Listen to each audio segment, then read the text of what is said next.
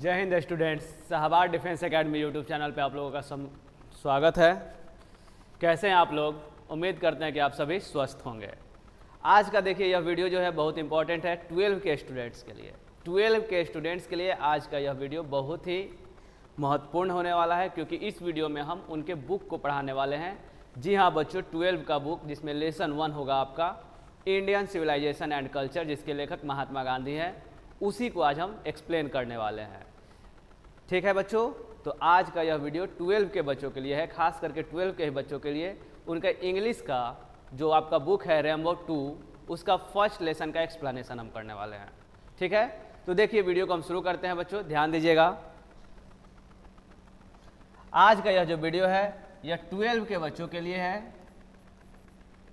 Bihar board के बच्चे जिनका एक इंग्लिश का बुक है रेम्बो।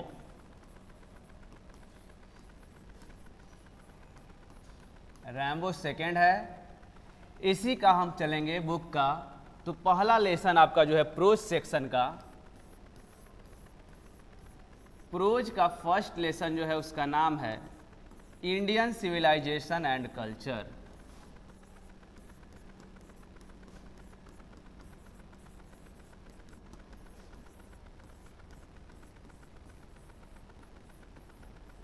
ये आपका पाठ है भारतीय सभ्यता एवं संस्कृति, जिसके लेखक हैं महात्मा गांधी।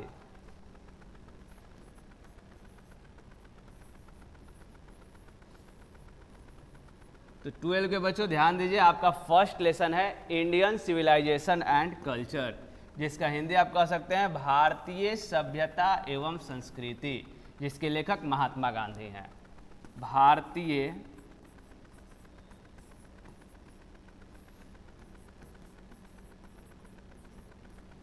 सभ्यता एवं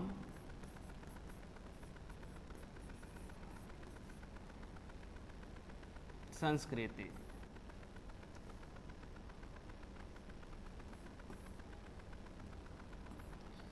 यही आपका पाठ है, पहला पाठ है। इसका पहले हम लाइन बाय लाइन एक्सप्लेनेशन देखेंगे, लाइन बाय लाइन एक्सप्लेनेशन देखेंगे। ठीक है, उसके बाद जो ऑब्जेक्टिव होगा ऑब्जेक्टिव भी लिखवाया जाएगा, एक्सरसाइज भी करवाया जाएगा, समरी भी होगा, हर चीज़ होगा। लेकिन शुरुआत करेंगे जब हम, तो इस चैप्टर का लाइन बाय लाइन एक्सप्लेनेशन देखेंगे, जैसे बुक में लिखा हुआ है उसका क्या अर्थ होगा हम वो समझाने का प्रयास करेंगे, आप समझिएगा। ठीक है, तो तैयार हैं आप लोग? देखिए शुरू करते हैं हम। आपका पहला chapter Indian civilisation and culture. देखिए बच्चों, यही आपका फर्स्ट लेसन है इंडियन सिविलाइजेशन एंड कल्चर। आप देख रहे हैं पाठ का नाम इंडियन सिविलाइजेशन एंड कल्चर, जिसके लेखक हैं आपके पास महात्मा गांधी। कोई भी बुक हो आपका, बुक बोल रहे हैं, कोई भी चैप्टर हो, चैप्टर का अगर बात किया जाए, एक बार इधर हम आते हैं, तो चैप्टर में पहले लेखक के बारे में दिया गया है।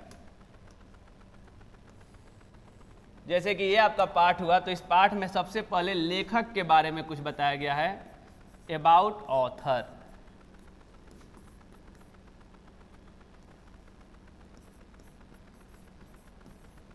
पहले लेखक के बारे में थोड़ा बहुत जानकारी दिया गया है, मतलब गांधी जी के बारे में दिया गया है। उसके बाद पाठ को शुरू किया गया है। हर एक पाठ में आपका यही होने वाला है, चाहे वो लेसन 1 हो, लेसन 2 हो, लेसन 3 हो। हर एक चैप्टर के पहले जो लेखक है, पहले जो ऑथर है, नरेटर हैं, उनके बारे में जानकारी दिया गया है कि वो क्या है, उनकी क्या शख्सियत है। उसके बाद चैप्टर को शुरू किया गया है। तो इस पाठ में भी पहले गांधी जी के बारे में दिया गया होगा, उसके बाद पाठ को शुरू किया गया। और पाठ जो है पैराग्राफ में दिया हुआ है। पूरा चैप्टर जो है आपका चैप्टर वो पैराग्राफ वाइज है।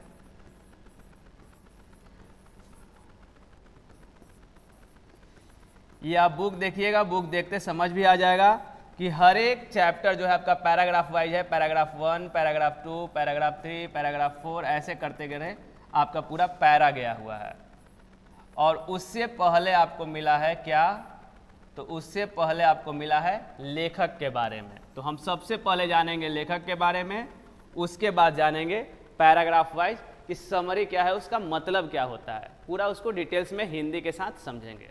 ठीक है, तो अब शुरू करते हैं हम सबसे पहले लेखक के बारे में, अबाउट ऑथर। ऑथर के बारे में हम शुरू करते हैं। देखिए यहाँ पे आपका जो लिखा हुआ है लेखक के बारे में ही लिखा हुआ है, अबाउट ऑथर में लिखा हुआ है, जब हम पढ़ना शुरू करेंगे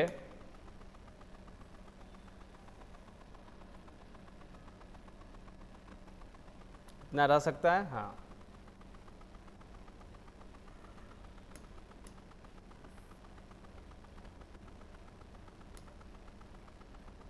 देखिए पढ़ना शुरू करते हैं। आप ध्यान से समझिएगा, कहीं आपको दिक्कत हो आप हमसे कह सकते हैं, ठीक है। कमेंट के माध्यम से कहिएगा, उसको सॉल्व किया जाएगा अगले क्लास में, अगले वीडियो में, ठीक है बच्चों। तो ध्यान से समझिएगा, पहले क्या लिखा हुआ है, मोहनदास करमचंद गांधी। मोहनदास करमचंद गांधी, ये जो लिखा हुआ है ये उनका जन्म और मृत्यु है। मोहनदास करमचंद गांधी का ऑब्जेक्टिव आपका बन जाएगा, जन्म कब हुआ, तो 1869 1869 में, और मृत्यु 1948 में, ठीक है। पहले आपका जन्म दिया है, उसके बाद डेथ दिया हुआ है, मृत्यु दिया हुआ है। तो Mohandas Karamchand Gandhi 1869 to 1948, popularly known as Bapu, इनको बापू के नाम से भी जानते हैं, और the father of the nation, राष्ट्रपिता के नाम से भी जानते हैं। आपको भी पहले से पता है कि गांधी जी को हम बापू या राष्ट्रपिता के नाम से भी जानते हैं।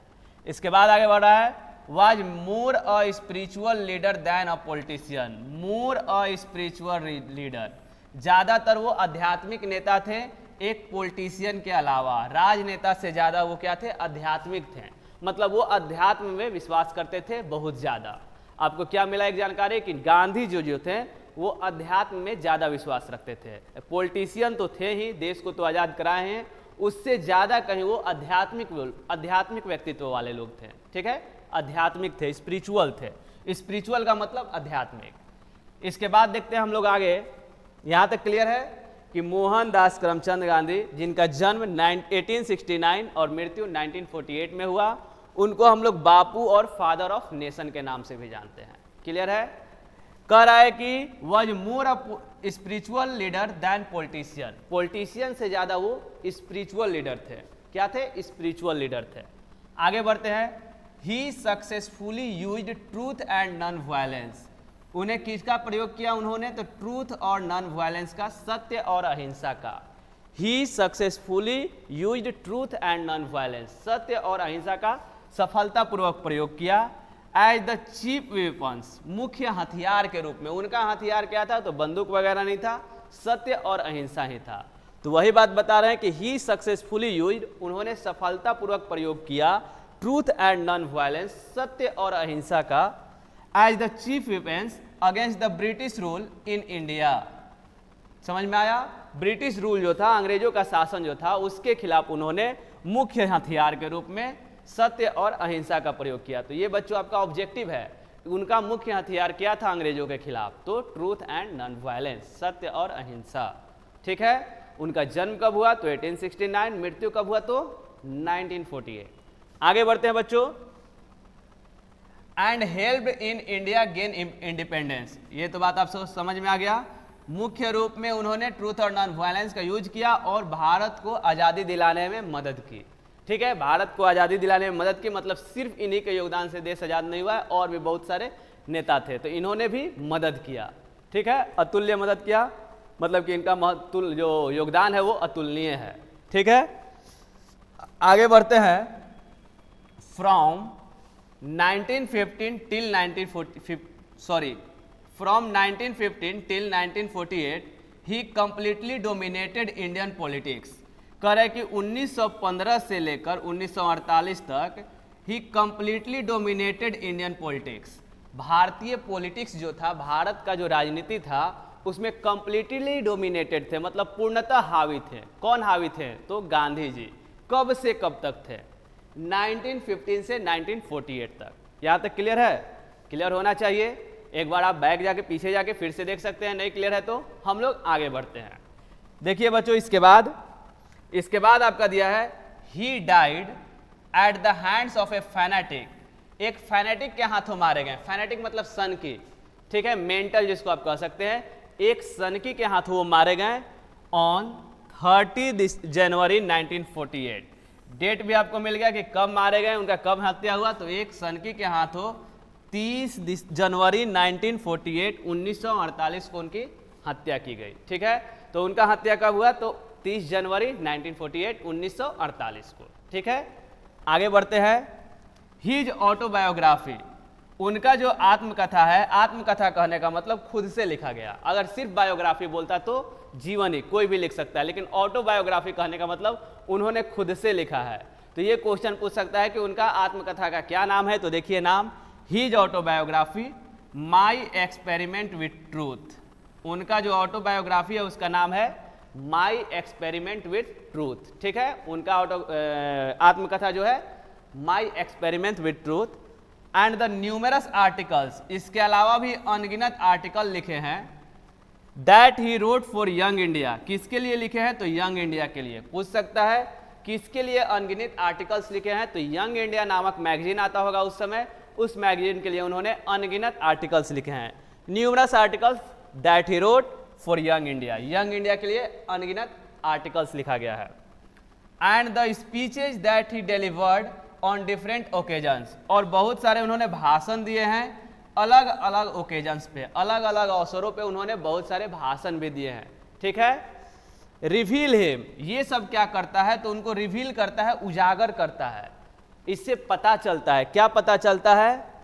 Not only as an original thinker, सिर्फ वे ओरिजिनल थिंकर नहीं थे, बट ऑल्सो उसके साथ साथ as a great master of chaste idiomatic English, इसके अलावा वो आइडियोमेटिक इंग्लिश के भी एक मास्टर के रूप में थे, प्रसिद्ध थे। उनको लिखने की कला भी बहुत अच्छे से आती थी। बात समझ में आ रहा है?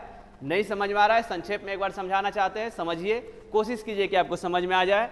यहाँ से यहाँ तक आपका क्लियर था कि वो मारे गए एक फैनेटिक सनकी के हाथों, जिनका नाम भी आपको शायद याद होगा, नाथूराम गोडसे, 30 जनवरी 1948 को। उसके बाद क्या कह रहा है कि उनका जो आत्मकथा था हिज ऑटोबायोग्राफी, जिसका नाम था माई एक्सपेरिमेंट विथ ट्रूथ, उसके अलावा अनगिनत लेख थे जो कि वो लिखते थे यंग इंडिया के लिए। उसके अलावा भाषण भी थे जो अलग अलग मौका पर देते थे। इससे पता चलता है, इससे उजागर होता है क्या कि वे सिर्फ ओरिजिनल थिंकर नहीं थे, केवल ओरिजिनल थिंकर नहीं थे, उसके अलावा वो great master of chaste idiomatic English, मतलब इंग्लिश की वो विद्वता भी थे, विद्वान भी थे, इंग्लिश के बारे में उनको अच्छा खासा नॉलेज भी था, लिखने की कला भी थी। ठीक है यहाँ तक? चलिए आगे बढ़ते हैं। इन द फॉलोइंग एक्सट्रैक्ट, ये जो आपका जो चैप्टर है उसको बोल रहा है कि इन द फॉलोइंग एक्सट्रैक्ट, ये जो आपको लिखाया गया है टुकड़ा या चैप्टर, जिसका नाम है Indian civilisation and culture, Gandhi ji talks about sound foundation. उसमें गांधी जी किसका बात करते हैं? तो साउंड फाउंडेशन का बात करते हैं, मजबूत बुनियाद का बात करते हैं। फाउंडेशन हम लोग का कैसा है, नींव कैसा है, उसका बात करते हैं। ऑफ इंडियन सिविलाइजेशन, भारतीय संस्कृति या सभ्यता के साउंड फाउंडेशन का बात करते हैं। बोला जाए कि इस चैप्टर में किसका बात होने वाला है? तो इंडियन सिविलाइजेशन के साउंड फाउंडेशन, मजबूत नींव या बुनियाद की बात हो रही है। Which has successfully withstood the passage of time, जो कि समय के साथ अभी तक खड़ा है या टिका हुआ है या चलते जा रहा है। हमारा सभ्यता जो है अभी तक चलते जा रहा है, हमें इस पर गर्व है, लगातार चलते जा रहा है। क्यों चलते जा रहा है? क्योंकि हम लोग का जो फाउंडेशन है वो बहुत ही स्ट्रांग है, मजबूत है। इसी का चर्चा गांधी जी इस पाठ में करने वाले हैं। ठीक है, द वेस्टर्न सिविलाइजेशन, पश्चिमी सभ्यता, देखिए अब तुलना किए हैं पश्चिमी सभ्यता से, which has the tendency to privilege materiality, जिसका टेंडेंसी होता है कि वो मेटेरियलिटी पे विशेष अधिकार दे, भौतिकवादी सुखों पर ज़्यादा अधिकार दे। ठीक है, पश्चिमी सभ्यता जो है उसका टेंडेंसी होता है कि मेटेरियलिटी पे ज़्यादा ध्यान दे। कैन नॉट मैच, वो कभी नहीं मिल सकता द इंडियन सिविलाइजेशन, भारतीय संस्कृति से। पश्चिमी सभ्यता जिसका टेंडेंसी ही होता है कि मेटेरियलिटी पे रहा जाए, मेटेरियलिटी मतलब भौतिकवादी सुखों पे निर्भर रहा जाए, वो कभी मैच नहीं कर सकता हम लोग को, इंडियन सिविलाइजेशन को। दैट एलिवेट्स, जो कि हमारा सभ्यता एलिवेट करता है, विकसित करता है, द मोरल विंग्स, नैतिकता को। हमारा सभ्यता नैतिकता को क्या करता है जी? एलिवेट करता है। तो हमारे सभ्यता से कभी भी मिल नहीं सकता, कौन नहीं मिल सकता? तो वेस्टर्न सिविलाइजेशन। समझ में आया? ये गांधी जी के विचार थे या गांधी जी के बारे में बताया गया था। चैप्टर इसके बाद शुरू होने वाला है। अभी तक आप जो जाने लेखक के बारे में जाने, इसलिए यहाँ पे लिखा हुआ है अबाउट ऑथर। आपके बुक में सबसे शुरू में यही दिया होगा, अबाउट ऑथर, लेखक के बारे में। तो लेखक के बारे में आपको क्या क्या इंपॉर्टेंट बातें पता चली, आप हमसे शेयर कर सकते हैं। क्या चली जी? सबसे पहला उनका नाम पता चला। उनका नाम पूरा मोहनदास करमचंद गांधी, यहाँ तक कोई दिक्कत नहीं होना चाहिए। उनका नाम मोहनदास करमचंद गांधी।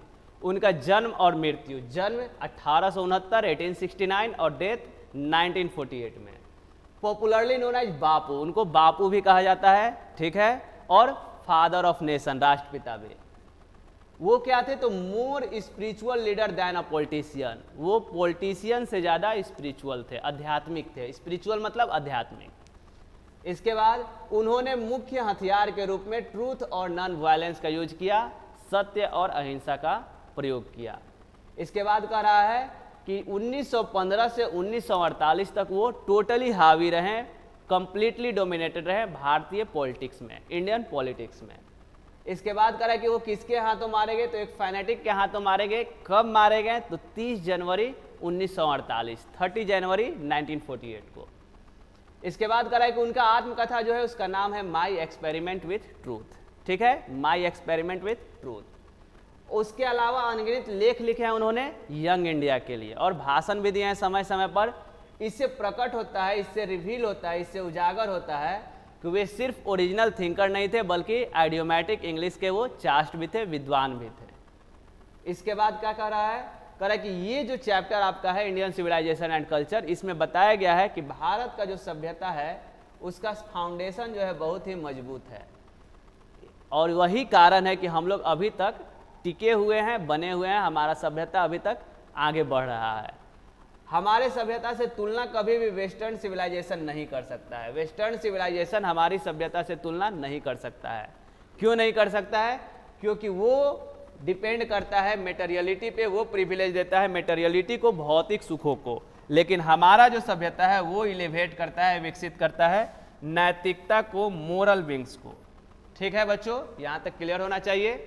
तो इससे रिलेटेड हम कुछ ऑब्जेक्टिव देख लेते हैं, क्या ऑब्जेक्टिव्स आपके एग्जाम में आ सकते हैं। उसके बाद हम आएंगे लेखक के बाद चैप्टर में। क्लियर है? तो इसका हम थोड़ा सा देखते हैं। ऑब्जेक्टिव,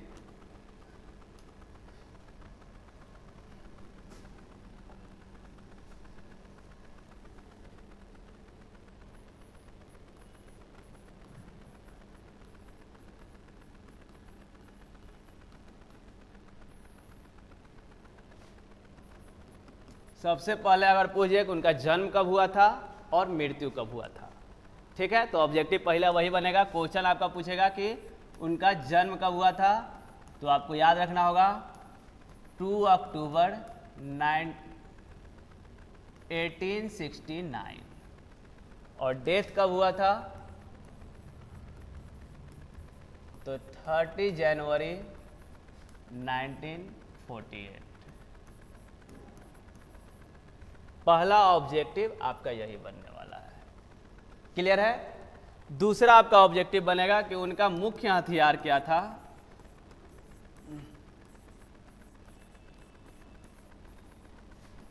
तो आपको लिखना होगा ट्रूथ एंड नॉन वायलेंस। जिसको समझ में नहीं आया, सत्य और अहिंसा। सत्य और अहिंसा क्या था? इनका मुख्य हथियार था।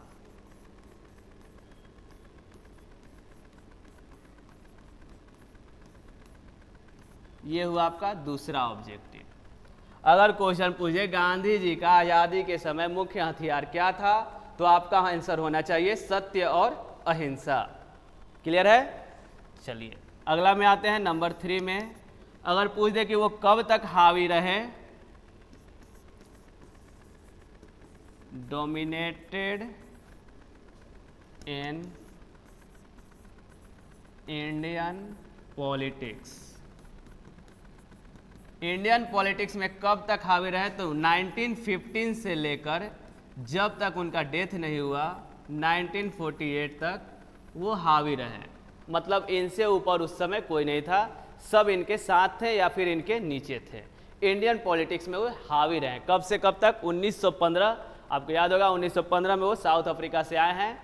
उसके बाद से वो हावी रहे हैं। 16 में BHU में गए, उसके ओपनिंग में। 17 में आंदोलन किया अपने बिहार में ही, कहाँ पे? चंपारण में। 18 में खेड़ा, मतलब उसके बाद से वो फेमस होते गए, हावी होते गए। कब तक हावी रहे हैं? जब तक उनकी हत्या नहीं की गई, 1948 तक। तो ये भी आपका ऑब्जेक्टिव बन सकता है। इसके अलावा अगर ऑब्जेक्टिव का बात कहा जाए तो पूछ सकता है उनका ऑटोबायोग्राफी का क्या नाम है? His autobiography.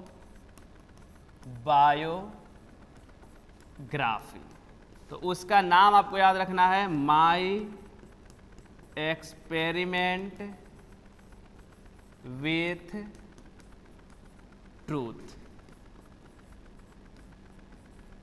ये क्या है? तो उनके किताब का नाम है। ये नाम है चूंकि, इसलिए फर्स्ट लेटर आप कैपिटल भी लिख सकते हैं। इसका हिंदी जानने की जरूरत नहीं है। माई एक्सपेरिमेंट विथ ट्रूथ ये किताब का नाम है। बुक का नाम कुछ भी हो सकता है। ये गांधी जी की आत्मकथा है। ऑटोबायोग्राफी मतलब होता है आत्मकथा, खुद से जिसे लिखा जाता है। तो ये आपका चौथा ऑब्जेक्टिव बन गया। पांचवा ऑब्जेक्टिव देखते हैं जो हम लोग पढ़े थे, कुछ मिल रहा है कि नहीं। उन्होंने लेख लिखे थे, न्यूमरस आर्टिकल्स लिखे थे। किस चीज के लिए लिखा था? तो ध्यान दीजिएगा, यहाँ पे लिखा था यंग इंडिया। यंग इंडिया के लिए उन्होंने बहुत सारे लेख लिखे थे। तो अगला ऑब्जेक्टिव आपका बनेगा, ही रोट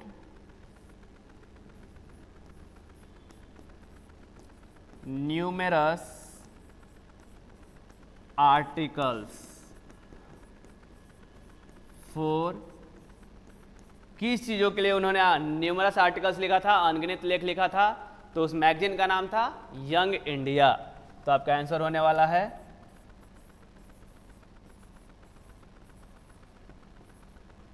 यंग इंडिया। ठीक है, न्यूमरस आर्टिकल्स मतलब अनगिनत लेख।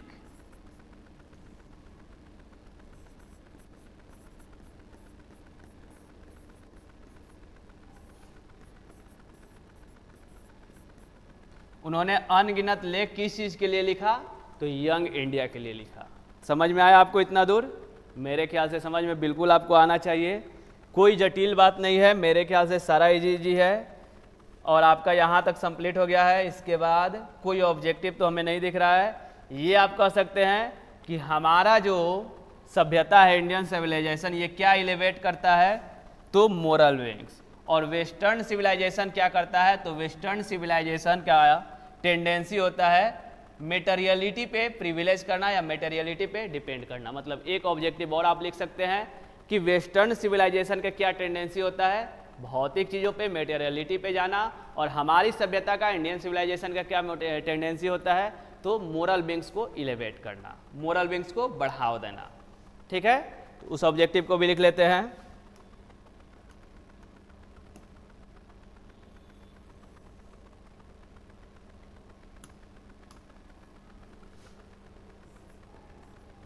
देखिए अगला ऑब्जेक्टिव, वेस्टर्न सिविलाइजेशन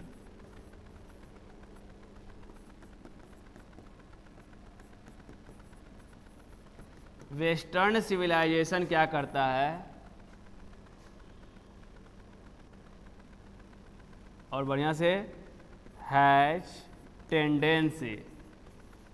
टेंडेंसी होता है किस चीज़ का? तो मेटेरियलिटी को क्या करना? मेटेरियलिटी को कुछ लिखा था,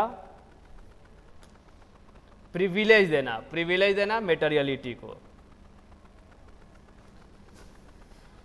प्रिविलेज विशेष अधिकार, मेटेरियलिटी। इधर लिखते हैं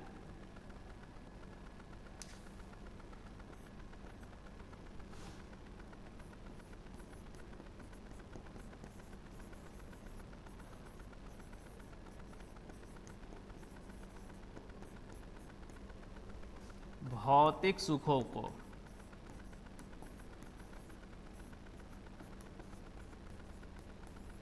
भौतिक सुखों पर ज़्यादा आश्रित रहता है या फिर विशेष अधिकार देता है। कौन? Western civilisation. लेकिन हमारा सभ्यता, भारतीय सभ्यता नैतिकता को बढ़ाता है। इंडियन सिविलाइजेशन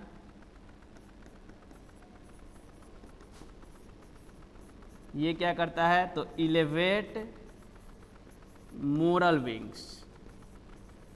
हमारा सभ्यता जो है नैतिकता को बढ़ावा देता है। मोरल विंग्स का हिंदी आप समझ सकते हैं नैतिकता।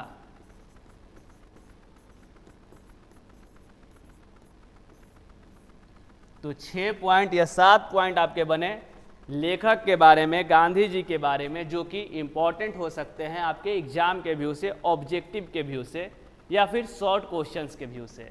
क्या क्या हो सकते हैं? पढ़ाने के बाद जो हमने लिखा आप ध्यान दे सकते हैं। सबसे पहले लिखा गया है आपका कि लेखक का या महात्मा गांधी का जन्म कब हुआ, बॉर्न कब हुए, तो देख सकते हैं 2 अक्टूबर 1869। डेथ कब हुआ? तो 30 जनवरी 1948। यहाँ तक क्लियर है? चीफ वेपन्स क्या था जब वो अंग्रेजों के खिलाफ लड़े, तो उनका मुख्य हथियार क्या था? तो ट्रूथ एंड नॉन वायलेंस, सत्य और अहिंसा। अगला ऑब्जेक्टिव, डोमिनेटेड रहे इंडियन पॉलिटिक्स पे कब से कब तक? इंडियन पॉलिटिक्स में वो कब से कब तक डोमिनेटेड रहे? तो 1915 से 1948 तक। क्लियर है यहाँ? उसके बाद ऑब्जेक्टिव, उनका जो ऑटोबायोग्राफी है, आत्मकथा, उसका क्या नाम है? तो नाम आप देख रहे हैं, my experiment with truth. Clear है? इसके बाद उन्होंने न्यूमरस आर्टिकल्स लिखा, किस चीज़ के लिए? तो एक मैगजीन था जिसका नाम है यंग इंडिया, यंग इंडिया के लिए। उसके बाद वेस्टर्न सिविलाइजेशन का क्या टेंडेंसी होता है? तो उनका टेंडेंसी होता है कि प्रिविलेज दें वो मटेरियलिटी को। मटेरियलिटी मतलब भौतिकवादी सुखों को ज़्यादा महत्व दें। ठीक है? उनको आराम चाहिए। इंडियन सिविलाइजेशन का क्या है? तो इलेवेट करता है वो मोरल बीइंग्स, वो नैतिक चीज़ों को विकसित करता है, नैतिकता में विश्वास रखता है। ये आपके 7 ऑब्जेक्टिव्स हुए हैं, कोई डाउट नहीं होना चाहिए। 7 ऑब्जेक्टिव्स। और यहां पे आते हैं हम लोग, तो देखिए आपका समाप्त हो गया है लेखक के बारे में। लेखक के बारे में जब समाप्त हो जा रहा है तो हम आगे बढ़ेंगे जब, तो आपका चैप्टर शुरू होगा। चैप्टर देखिए आपका यहां से है, पैराग्राफ वाइज है, हम पहले भी बताए थे। पहला पैराग्राफ आपका ये है, इसके बाद दूसरा पैराग्राफ होगा, फिर तीसरा पैराग्राफ होगा। पैराग्राफ वाइज चैप्टर शुरू हो गया है। ठीक है? यहाँ तक पैराग्राफ वाइज आपका चैप्टर है, जिसको हम ध्यान से समझेंगे, देखेंगे, हिंदी के साथ एक्सप्लेन करेंगे। जहाँ लगे कि ऑब्जेक्टिव लिखवाना चाहिए लिखवाएंगे भी। ठीक है? आपका कॉन्सेप्ट क्लियर हो, हमारा बस यही पढ़ाने का मेन मोटो है। आपको कहीं से कोई दिक्कत ना हो, एग्जाम में आए आप निश्चिंत होकर एकदम कॉन्फिडेंस के साथ सही सही ऑब्जेक्टिव करें या क्वेश्चन करें, यही हम चाहते हैं। तो हम आते हैं चैप्टर में। फर्स्ट पैराग्राफ आपके first lesson Indian civilisation and culture का क्या कह रहा है, एक बार पहले रीड करते हैं। देखिए, I believe that the civilisation India has evolved is not to be beaten in the world. I believe that, I का मतलब कौन? आई का मतलब महात्मा गांधी, क्योंकि चैप्टर कौन लिखे हैं? महात्मा गांधी। और वो खुद से लिखते हैं कि मैं, मुझे, तो आई का अर्थ यहाँ पे होने वाला है गांधी जी। तो गांधी जी क्या कहते हैं? आई बिलीव दैट, मुझे विश्वास है कि, क्या विश्वास है? The civilisation India has evolved, सभ्यता जिसको भारत ने विकसित किया है या बनाया है, is not beaten in the world, वो दुनिया में कभी भी पराजित नहीं हो सकता या पराजित नहीं हुआ है। गांधी जी को पूर्ण विश्वास है कि वह सभ्यता जिसको भारत ने विकसित किया है वो कभी पराजित नहीं हुई है। फिर से, आई बिलीव दैट, मुझे विश्वास है कि the civilisation India has evolved, सभ्यता जिसको गांधी जी ने बनाया है, is not to be beaten in the world, कभी भी पराजित नहीं हुई। नथिंग कैन इक्वल, देखिए यहां से, nothing can equal the seeds sown by our ancestors. Nothing can equal, कुछ भी बराबरी नहीं कर सकता, द सीड्स, उन बीजों का, सोन बाय आवर एंसेस्टर, जिसे हमारे पूर्वजों ने क्या किया है? बोया है। एंसेस्टर का मतलब पूर्वज, जो नहीं जानते इसको नोट कर लिया कीजिए, एंसेस्टर का मतलब पूर्वज। ठीक है? अर्थ क्या निकलेगा? नथिंग कैन इक्वल, कुछ भी बराबरी नहीं कर सकता है, द सीड्स, उन बीजों का, सोन बाय आवर एंसेस्टर्स, जिसे हमारे पूर्वजों ने बोया है। मतलब हमारे पूर्वजों द्वारा दिए गए संस्कारों का कुछ भी या कोई भी बराबरी नहीं कर सकता। रोम वेंट, रोम एक जगह है, आप भी जानते हैं। वेंट मतलब चला गया, बर्बाद हो गया। Greek shared the same fate, Greek कहिए, ग्रीस कहिए या एथेंस कहिए, सब एक ही होता है। उसका भी वही हाल हुआ। सेम फेट मतलब वही गति हुई, वही हाल हुआ। The might of the pharaohs was broken, might, might मतलब होता है घमंड या शक्ति। फारोस, फारोस मिस्र के लिए होगा, उनका भी जो शक्ति था मिस्र के लोगों का, वो भी क्या हो गया? ब्रोकन हो गया, टूट गया, चूर चूर हो गया।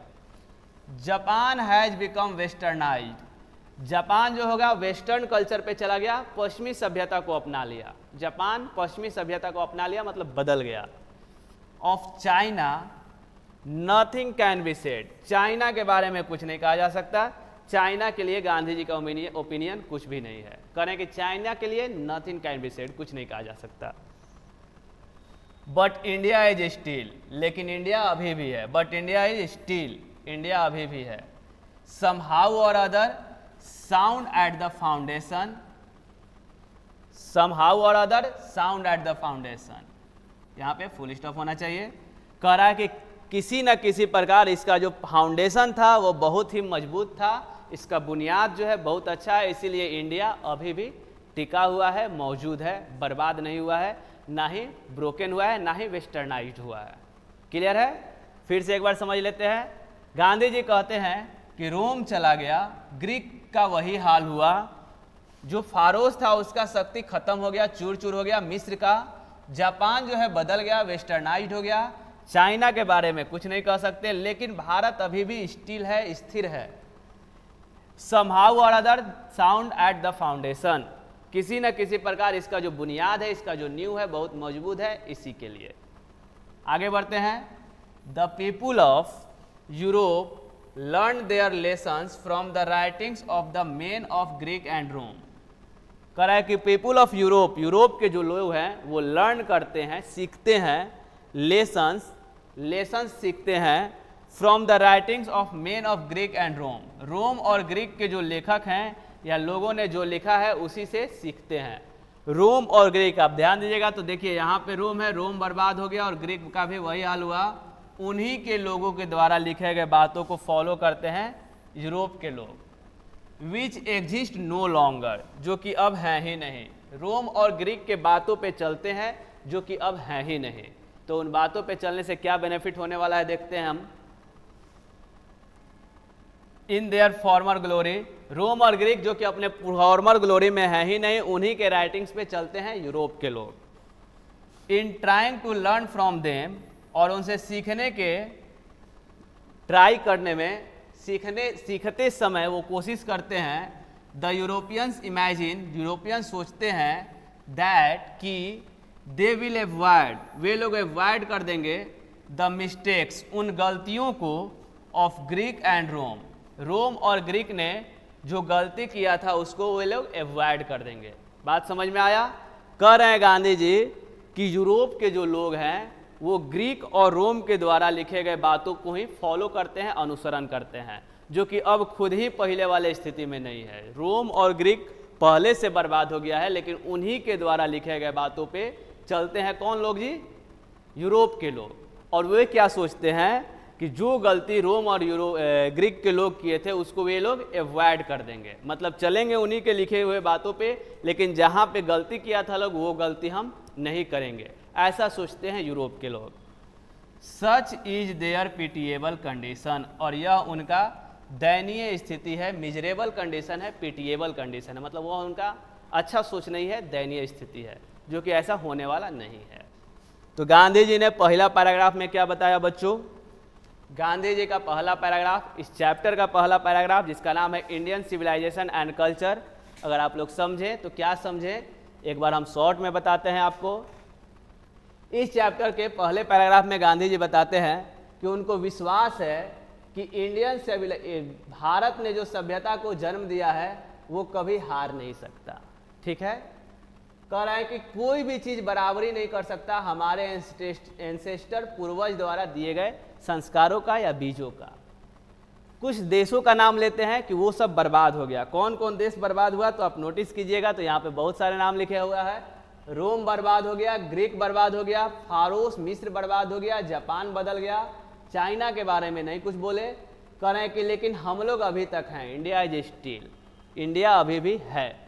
यह कैसे हुआ तो इसके मजबूत बुनियाद से हुआ, मजबूत नींव से हुआ। कह रहा है कि पीपुल जो है यूरोप के, वे लोग सीखते हैं अपना ज्ञान ग्रीक और रोम के लोगों से, ठीक है, which exist no longer in their former glory. Greek और रोम से सीखते हैं, ग्रीक और रोम से, जो कि अब खुद ही फॉर्मर ग्लोरी में नहीं है, पहले वाली स्थिति में नहीं है। In trying to learn from them, उनसे सीखने के क्रम में द यूरोपियंस इमेजिन, यूरोप के लोग इमेजिन करते हैं, क्या करते हैं कि they will avoid the mistake, कि उन गलतियों को नहीं करेंगे जो गलती रोम और ग्रीक किया था। और उनका ऐसा सोचना क्या है, पीटीएबल कंडीशन है, उनका सोचना ऐसा दयनीय स्थिति है। समझ में आया? पहला पैराग्राफ बिल्कुल समझ में आना चाहिए। आया है तो कमेंट जरूर कीजिएगा कि हाँ अच्छा से समझ में आया है। इसमें कुछ ऑब्जेक्टिव भी बन सकता है, आप लोग देख के एक बार कोशिश कीजिए तो क्या बन सकता है, उसके बाद हम देखते हैं। जो बनेगा बिल्कुल लिखवाया जाएगा अभी।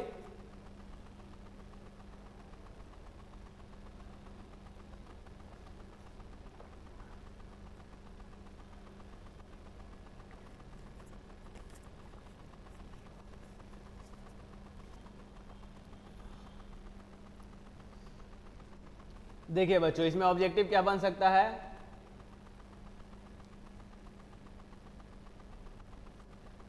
पहले तो पूछ सकता है कि कौन कौन सभ्यता जो है वो डिस्ट्रॉय हो गया या चेंज हो गया, बर्बाद हो गया।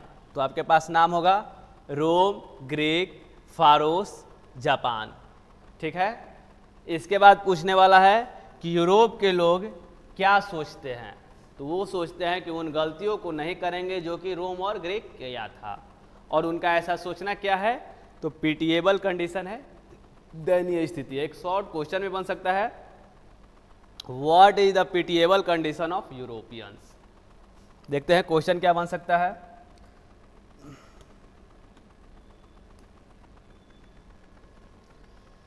पैरा 1 में जब हम आएंगे तो उससे ऑब्जेक्टिव आपका बनने वाला है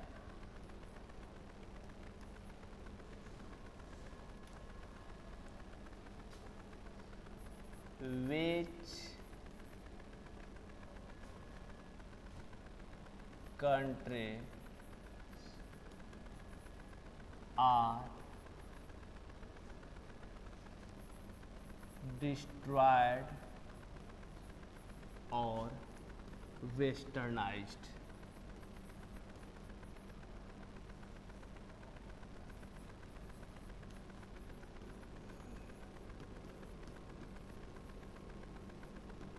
कौन कौन से कंट्री जो हैं वो या तो बर्बाद हुए या फिर वेस्टर्नाइज्ड हो गए, ठीक है। तो इसका आंसर क्या होगा, आपको आइडिया होगा, हम बताए भी है। इसका आंसर आपका बनने वाला है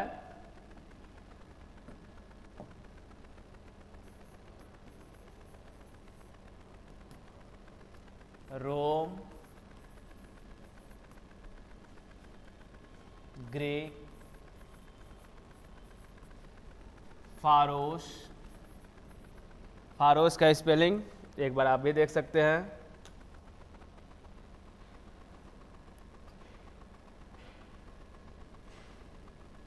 PHA, ये भी दिक्कत है, PHARAOHS।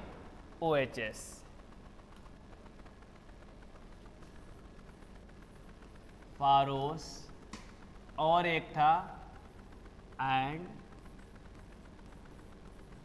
जापान, ठीक है। ये देख के हम लिखवाएं, इसका अर्थ ये नहीं कि हमको नहीं आता है, आपके संतुष्टि के लिए देख के लिखवाया गया। और आपको देखने में कोई हर्ज नहीं है, आपको गलत नहीं करना है। अगर कुछ गलत भी आप देख सकते हैं, देख लिया है तो उसको सुधार भी दीजिए, ठीक है। जो आप जानते हैं, समझ चुके हैं, उसमें गलती अगर हो गया तो वो बाई मिस्टेक गलती हुआ है, तो आप उसको ठीक कर सकते हैं। हालांकि अभी जो है बिल्कुल सही लिखा हुआ है। एक और क्वेश्चन आपका बन सकता है,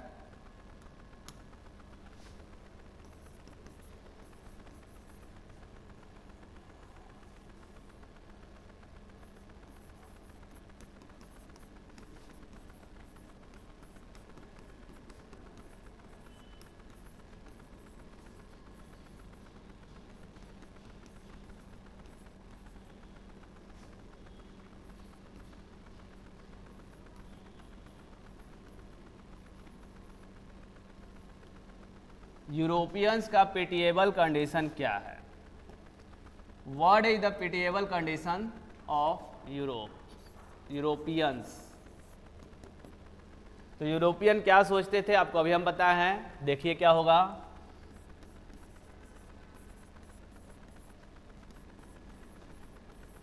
the European people imagine that they will avoid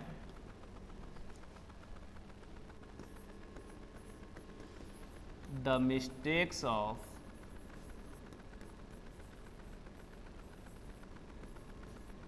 Rome and Greek.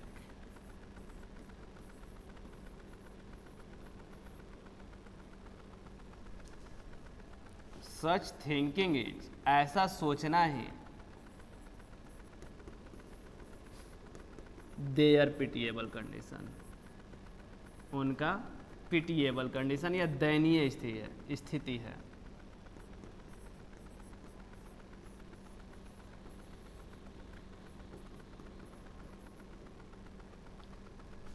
ठीक है बच्चों, तो पैराग्राफ 1 जो मिला आपको इंडियन सिविलाइजेशन एंड कल्चर का, उससे हम 2 शॉर्ट क्वेश्चंस लाएं। पहला क्वेश्चन क्या लाएं कि कौन कौन आपका कंट्री जो है डिस्ट्रॉय हो गया है या वेस्टर्नाइज हो गया है, बदल गया है। तो आपके 4 नाम याद होने चाहिए, रोम, ग्रीक, फारोस और जापान। इसके बाद क्वेश्चन दे रहा है कि क्या पिटिएबल कंडीशन है, कहाँ के लोगों का, तो आपको भी दिख रहा होगा कहाँ के लोगों का। तो वो कहाँ के लोगों का पिटिएबल कंडीशन है, तो ध्यान दीजिएगा यूरोप के लोगों का पिटिएबल कंडीशन है। क्यों है, तो क्योंकि वे लोग सोचते हैं कि उन गलतियों को बिल्कुल नहीं करेंगे जिन गलतियों को किया है रोम और ग्रीक के लोगों ने। उन गलतियों को वो अवॉइड कर देंगे, लेकिन फॉलो करेंगे उन्हीं के लिखे बातों को। ऐसा सोचना ही उनका क्या है, पिटिएबल कंडीशन है। क्लियर है? यहाँ तक में अभी तक कोई दिक्कत नहीं होना चाहिए, नहीं हुआ है तो हम लोग आगे बढ़ते हैं। ये था पैरा 1। अब जब हम आएंगे तो आपका पैरा 2 में आएंगे। पैरा 1 देखिए आपका समाप्त है। पैराग्राफ 2 आपका यहां से शुरू होने वाला है। पैराग्राफ 3 यहां पे है, तो पैराग्राफ 2 ही हम लेके चलेंगे।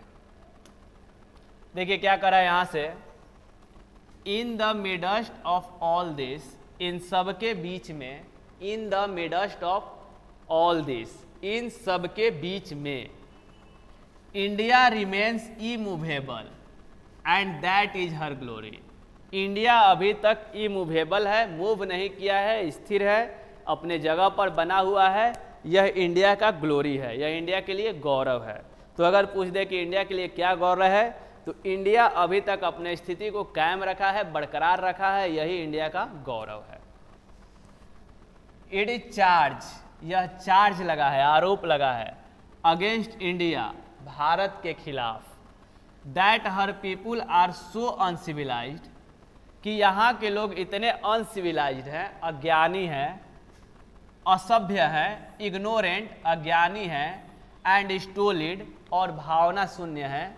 कहने का मतलब कि हम लोगों पे आरोप भी लगा है, इंडियन पीपुल पे आरोप लगा है। क्या लगा है कि यहाँ के लोग अनसिविलाइज्ड हैं, इग्नोरेंट हैं और स्टोलिड हैं, असभ्य, अज्ञानी और भावना शून्य हैं। दैट कि it is not possible to induce them to adopt any changes, यह पॉसिबल नहीं है कि उनको कहा जाए कि आप एडॉप्ट कीजिए, अपनाइए कोई चेंजेज, किसी बदलाव को।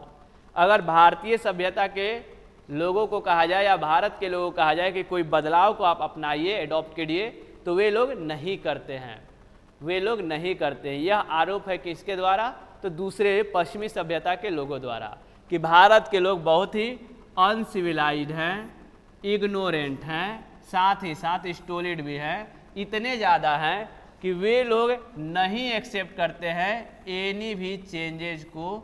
वे लोग नॉट पॉसिबल है, पॉसिबल नहीं है कि एडॉप्ट कर लें। तो अगर क्वेश्चन बनता है कि हम लोगों पे क्या आरोप लगा है, तो हम लोगों पे यही आरोप लगा है बच्चों कि हम लोग इतने अज्ञानी हैं, इग्नोरेंट हैं, स्टोलिड हैं और अनसिविलाइज्ड हैं कि कोई भी न्यू चेंजेस को एडॉप्ट नहीं करते हैं, नए बदलाव को स्वीकार नहीं करते हैं। It is a charge really against our merit. और गांधी जी कहते हैं कि यह जो चार्ज है हमारे मेरिट के खिलाफ है, हमारे योग्यता के विरुद्ध है। वट वी हैव टेस्टेड, जिसका हमने टेस्ट किया है, जांच किया है, जिस चीज़ों का भी हमने जांच किया है, टेस्ट किया है, एंड फाउंड ट्रू, और उसको सत्य पाया है, on the anvil of experience, अपने अनुभव के आधार पे जिस भी चीज़ को हमने चेक किया है, टेस्ट किया है और ट्रू पाया है, सत्य पाया है, वी डेयर नॉट चेंज, हम लोग उसको बदलने का साहस नहीं करते हैं। नॉर्मल सा बात है, हमने पहले कोई चीज़ पे रिसर्च किया, टेस्ट किया, चेक किया और उसको सही माना, जब सही मान लिया तो हम उसको क्यों बदले, हम लोग उसको नहीं बदलना चाहते या बदलने का साहस भी नहीं करते हैं। कह रहे गांधी जी कि व्हाट वी हैव टेस्टेड, जो भी हमने टेस्ट किया है, एंड फाउंड ट्रू, और सत्य पाया है, on the anvil of experience, अपने अनुभव से, वी डेयर नॉट चेंज, हम उसको चेंज नहीं करते हैं। मेनी थ्रस्ट देयर एडवाइस, बहुत सारे लोग अपने एडवाइस को थोपते हैं अपॉन इंडिया, भारत पर। भारत पर बहुत सारे लोग अपना एडवाइस सौंपते हैं कि भारत ऐसा है, भारत वैसा है, एंड सी रिमेन्स स्टडी, और वह अभी तक जो है स्टडी है, शांत है, स्थिर है, खड़ी है। दैट इज हर ब्यूटी, यही भारत का क्या है, ब्यूटी है, सुंदरता है। भारत का सौंदर्य क्या है कि बहुत सारे लोग भारत पे आरोप लगाते हैं भारत ऐसा है वैसा है, फिर भी भारत शांत स्वभाव से अपने अस्तित्व को बनाए हुए है, यही भारत का क्या है, ब्यूटी है। It is the sheet anchor of our hope, यह हमारे विश्वासों का सीट एंकर है, परिणाम है, सफलता है। It is sheet anchor of our hope, यह हमारे विश्वासों का ही या उम्मीदों का ही परिणाम है। ठीक है, भारत जो अभी तक टिका हुआ है। तो यही था आपका पैराग्राफ नंबर 2। पैराग्राफ नंबर 2 एक बार फिर से हम समझाते हैं, उसके बाद इससे रिलेटेड जो भी बातें होंगी अभी लिखवाई जाएगी। पैराग्राफ नंबर 2 क्या है, ध्यान दीजिएगा बच्चों। कह रहा है कि इन सब के बीच में, पैराग्राफ 1 में जितनी भी बातें बताई गई उन सब के बीच में भारत जो है अभी तक स्थिर है, इमूवेबल है, यही इसका ग्लोरी है। तो पहला क्वेश्चन ये लिखवाएंगे कि भारत का ग्लोरी क्या है। इसके बाद it is a charge against India, Bharat के खिलाफ यह चार्ज है कि यहाँ के लोग इतने इग्नोरेंट हैं, स्टोलिड हैं और अनसिविलाइज्ड हैं, मतलब कि अज्ञानी, असभ्य और भावनाहीन है, कि वे लोग न्यू चेंजेज को एडॉप्ट नहीं करते हैं, अपनाते नहीं हैं। और यह जो चार्ज है हमारे मेरिट के खिलाफ है। गांधी जी के अनुसार व्हाट वी हैव टेस्टेड, जिसको भी हमने टेस्ट किया है, चेक किया है, एंड फाउंड ट्रू, और सत्य पाया है, उसको हम लोग नहीं बदलते हैं। जो हम लोग पहले से चेक कर लिया अपने अनुभव से कि यह सही है, उसको हम लोग बदलते नहीं हैं। और कह रहे हैं कि बहुत सारे लोग अपना एडवाइस भारत पे थोपते हैं, फिर भी भारत जो है अभी अपने अस्तित्व को बनाए हुए है, स्टडी है, स्थिर है। यह भारत की सौंदर्यता है, सुंदरता है, सौंदर्य है, और यही हमारे उम्मीदों का परिणाम भी है। ठीक है, ये गांधी जी पैराग्राफ 2 में पढ़ाते हैं या बताते हैं। तो पैराग्राफ 2 से रिलेटेड कुछ क्वेश्चंस जो बन रहे हैं, देखिए यहाँ पे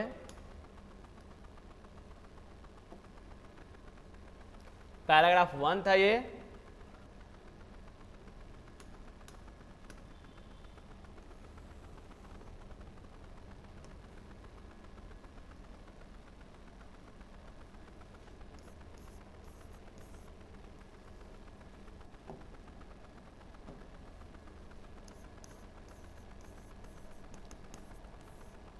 पैरा 2 से अगर क्वेश्चन बनाए हम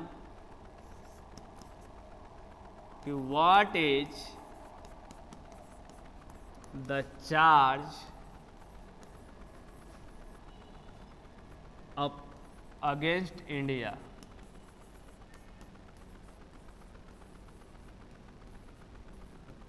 इंडिया के खिलाफ या इंडिया के विरुद्ध चार्ज क्या है। तो क्या आप इसका आंसर बताइएगा। अभी हमने पढ़ाया इंडिया के खिलाफ क्या चार्ज है, क्या चार्ज है मतलब आरोप है। तो देखते हैं इसका आंसर।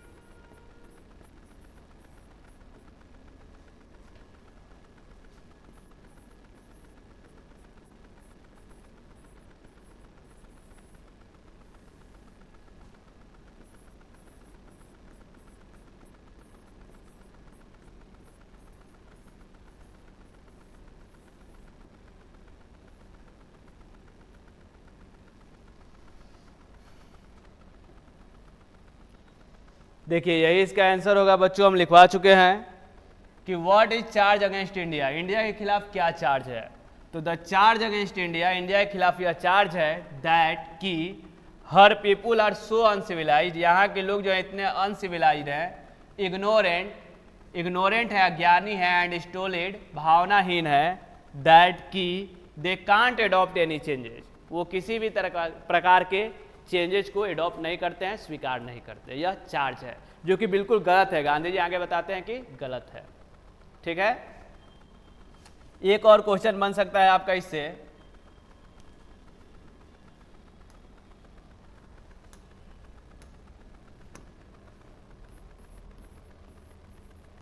पैरा 2 ही है, question number 4।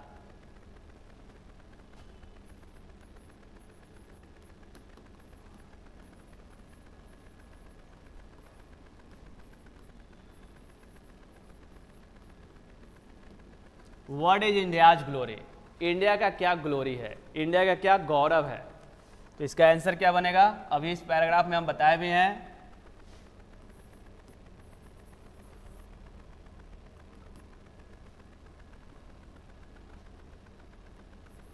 Many civilizations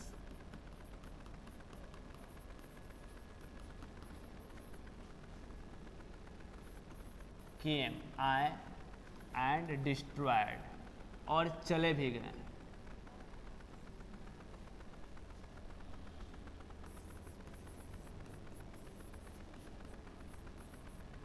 But our civilization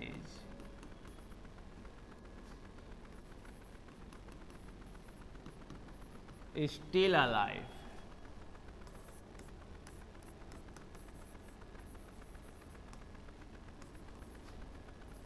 It is steady and immovable.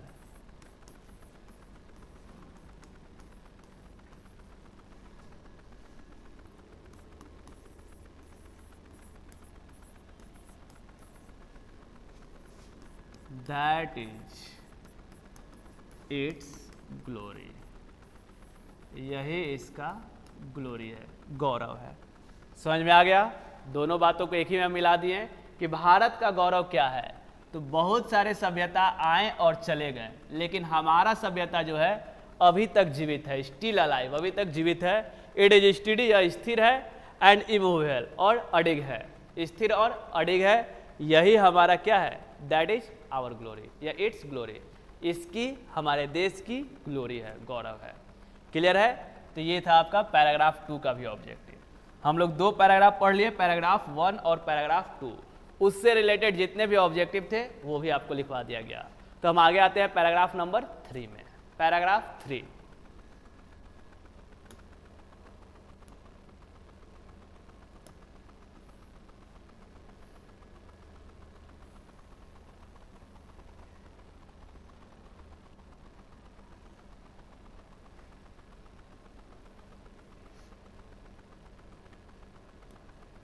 देखिए यहाँ पे पैराग्राफ 3 है, छोटा सा है, उसके बाद पैराग्राफ 4 आएगा।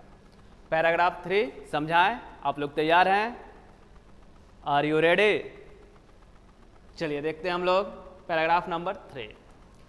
Civilisation is that mode of conduct, civilisation वह माध्यम है कंडक्ट का, व्यवहार का, विच पॉइंट्स आउट, जो दिखाता है, टू मैन, मनुष्य को, द पाथ ऑफ ड्यूटी, कर्तव्य का रास्ता दिखाता है। यहाँ पे डिफिनीशन मिल गया सिविलाइजेशन का। कोई पूछ दे सिविलाइजेशन क्या है, what is civilisation, that is your answer. क्या आंसर है? Civilisation is that mode of conduct, civilisation वह माध्यम है व्यवहार का, विच पॉइंट्स आउट, जो दर्शाता है, टू मैन, मनुष्य को, द पाथ ऑफ ड्यूटी, कर्तव्य करने का रास्ता। मनुष्य के कर्तव्य के रास्ता को दिखाने वाला माध्यम ही सभ्यता है, सिविलाइजेशन है। क्लियर है? तो what is civilisation? Civilisation is that mode of conduct which points out to man the path of duty. ये आपका हो गया डिफिनीशन सिविलाइजेशन का। आगे बढ़ते हैं। परफॉर्मेंस ऑफ ड्यूटी, ड्यूटी का जो परफॉर्मेंस होगा, एंड ऑब्जर्वेंस ऑफ मोरालिटी, और नैतिकता को आप जितना ऑब्जर्व कीजिएगा, आर कन्वर्टिबल टर्म्स, ये लोग बदलने वाले टर्म हैं, मतलब एक दूसरे से बदलते रहते हैं, डिपेंडेंट रहते हैं। टू एब्जॉर्ब मोरालिटी, मोरालिटी को ऑब्जर्व करना is to attend mastery over our minds. आपको मोरालिटी कैसे मिलेगा, मोरालिटी नैतिकता कैसे मिलेगा, जब आप अपने माइंड पे मास्टरी किए रहेंगे, अपने माइंड को पूरा कंट्रोल किए रहेंगे, मन को नियंत्रित रखेंगे। एंड आवर पैशंस, और अपने पैशंस को भी, जुनून को भी। अगर आपको अपने मन पे और जुनून पे, पैशन पे कंट्रोल है, तभी आप मोरल हो सकते हैं या मोरालिटी को एब्जॉर्ब कर सकते हैं। ठीक है, गांधी जी के अनुसार मोरालिटी को कैसे ऑब्जर्व किया जा सकता है, ये भी आपका ऑब्जेक्टिव बन सकता है। मोरालिटी को कैसे ऑब्जर्व किया जाए, तो एब्जॉर्व करने के लिए मोरालिटी को आपको मास्टर होना पड़ेगा अपने माइंड पे और फिर पैशंस पे। देखिए यहाँ पे लिखा हुआ है टू एब्जॉर्व मोरालिटी, मोरालिटी को एब्जॉर्व करने के लिए is to attend mastery over our minds and our passions, mind और पैशन पे मास्टरी होना चाहिए। सो डूइंग, ऐसा करके, वी नो आवर सेल्व्स, ऐसा करके ही हम अपने आप को जान सकते हैं। अगर ऐसा कर लेंगे, अपने मन पे और पैशन पे कंट्रोल कर लेंगे, तो खुद को पहचान जाएंगे, और जो खुद को पहचान गया वो सब बड़ा आदमी बन गया। आप भी खुद को पहचानिए। खुद को पहचानने के लिए अपने मन पे और अपने पैशन पे क्या करना होगा, पैशन पे और मन पे कंट्रोल करना होगा, मास्टरी करना होगा, काबू रखना होगा। The Gujarati equivalent for civilisation means good conduct. Correct, Gujarati में सिविलाइजेशन जो होता है, सभ्यता जो होता है, वो बराबर होता है किस चीज़ के, गुड कंडक्ट के, अच्छा व्यवहार के। गुड कंडक्ट के इक्वल माना गया है गुजराती में सिविलाइजेशन को। सिविलाइजेशन को गुड कंडक्ट के बराबर माना गया है गुजराती में। ठीक है, तो पैराग्राफ 3 आपका छोटा सा था, यही था। क्या था, संक्षेप में हम लोग देखते हैं। क्या था जी बच्चों, कह रहा है कि सिविलाइजेशन का डिफिनीशन क्या होता है, क्या होता है सभ्यता। तो सभ्यता होता है मोड ऑफ कंडक्ट, एक व्यवहार का माध्यम, विच पॉइंट्स आउट टू मैन, जो मनुष्य को दिखाता है द पाथ ऑफ ड्यूटी, कर्तव्य करने का रास्ता। फिर कह रहा है, उस लाइन को हम इग्नोर कर देते हैं, यहां से आते हैं कि टू ऑब्जर्व मोरालिटी, मोरालिटी अगर आपको चाहिए is to attend mastery over our minds, तो हमको अपने माइंड पे मास्टरी करना होगा, एंड आवर पैशंस, और पैशंस पे भी मास्टरी करना होगा। इसके बाद करा है, ऐसा करके हम लोग खुद को जान सकते हैं। और गुजराती में, in Gujarati, civilisation means good conduct. ठीक है, सिविलाइजेशन का मतलब ही होता है गुड कंडक्ट। क्लियर है, गुजराती का अर्थ गुड कंडक्ट, किस चीज में, गुजराती में। क्लियर है यहां तक। तो इससे रिलेटेड क्या बनने वाला है, 3 ऑब्जेक्टिव बनेगा। पहले तो सिविलाइजेशन का डिफिनेशन और 2 ऑब्जेक्टिव, मोरालिटी को कैसे हासिल किया जाए, फिर गुजराती में सिविलाइजेशन किसके इक्वल है। तो जो जो बन रहा है देखिए, हम यहाँ पे देखते हैं।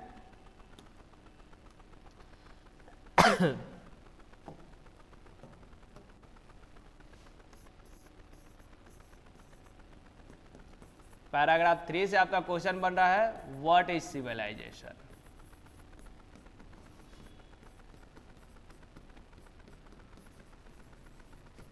अगर कोई बोल दे कि सिविलाइजेशन क्या है, तो आपको सोचना नहीं सिविलाइजेशन क्या है, बस बोल देना है, क्योंकि अभी तुरंत हम बताए हैं कि civilisation is the mode of conduct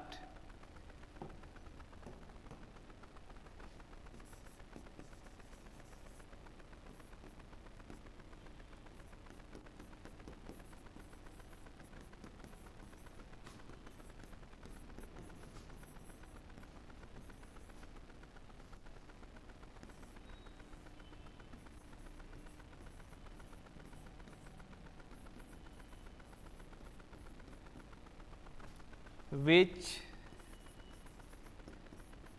point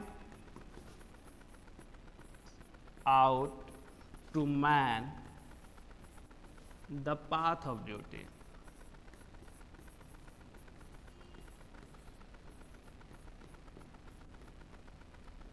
civilisation क्या है, तो मोड ऑफ कंडक्ट है जो कि मनुष्य को उसका कर्तव्य दिखाता है, कर्तव्य का रास्ता दिखाता है। क्लियर है, आसान सा है, बार बार बोले हैं तो आपको याद भी हो गया होगा। इसके बाद कुछ क्वेश्चंस आए हैं।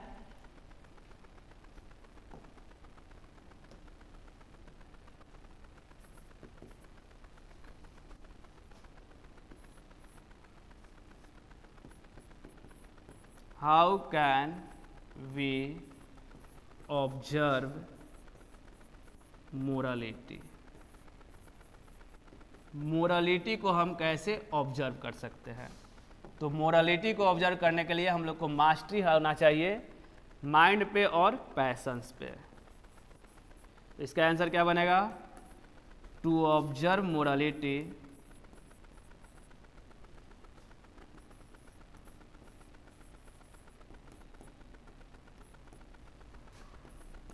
one should attend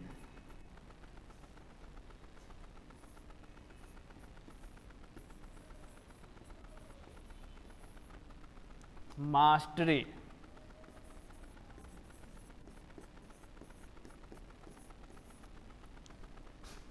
on one's mind and passion।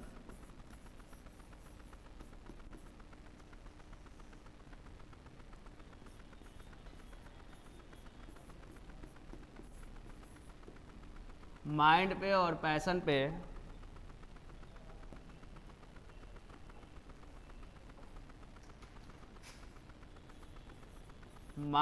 Passion पे आपको मास्टरी हासिल करना पड़ेगा। माइंड पे और पैशन पे मास्टरी हासिल करके ही आप कंट्रोल कर सकते हैं। ठीक है, यहाँ तक आपका क्लियर होना चाहिए। ठीक है बच्चों, कैसे हम लोग मोरालिटी को हासिल कर सकते हैं, ये था हमारा ये क्वेश्चन। इसके बाद एक और क्वेश्चन हम लोग देखते हैं, पैरा नंबर 3 ही होगा हम लोग का। ये क्वेश्चन ऑब्जेक्टिव में भी आपका दे सकता है। ऑब्जेक्टिव में दिया तो ये नहीं कि बहुत बड़ा चीज हो गया, ऑब्जेक्टिव में भी हम पूछ सकते हैं। क्या होने वाला है क्वेश्चन आपका अगला? इससे पहले कितने क्वेश्चन हो गए हैं? तो देखिए इससे पहले हुआ है 6 क्वेश्चन। तो 7वां क्वेश्चन जो होगा आपका,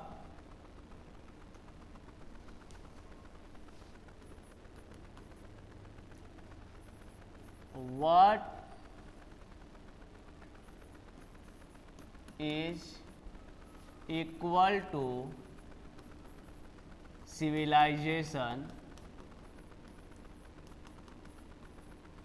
in गुजराती?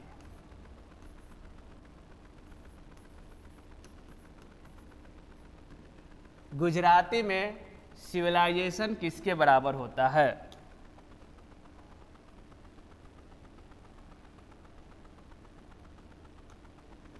गुजराती जे ए किया है। तो देखिए इसका आंसर, इन गुजराती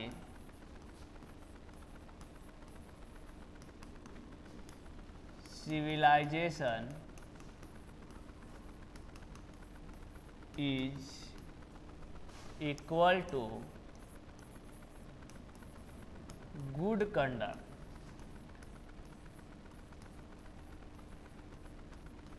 गुड कंडक्ट के इक्वल होता है। ठीक है, गुड कंडक्ट के इक्वल होता है गुजराती में क्या? सिविलाइजेशन। तो ये था हम लोग का 3 तक। कहाँ तक था तीज बच्चों? 3 तक था। कोई डाउट नहीं है? अच्छी बात है। चलिए हम लोग आगे बढ़ते हैं। तो 4 नंबर पे आप एक बार ध्यान दीजिए, खुद से भी रीड कीजिए क्या लिखा हुआ है, उसके बाद हम बताते हैं आपको नंबर 4।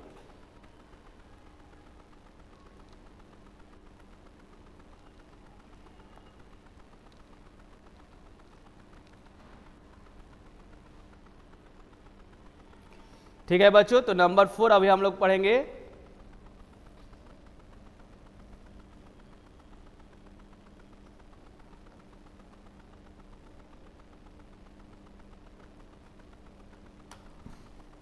फोर देखिए ये थोड़ा छोटा दिख रहा है, इसको हम बड़ा करते हैं।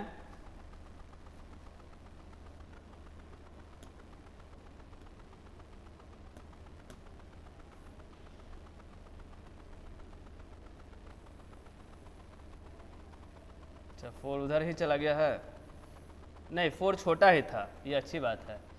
4 इतना ही है। 4 जो है आपका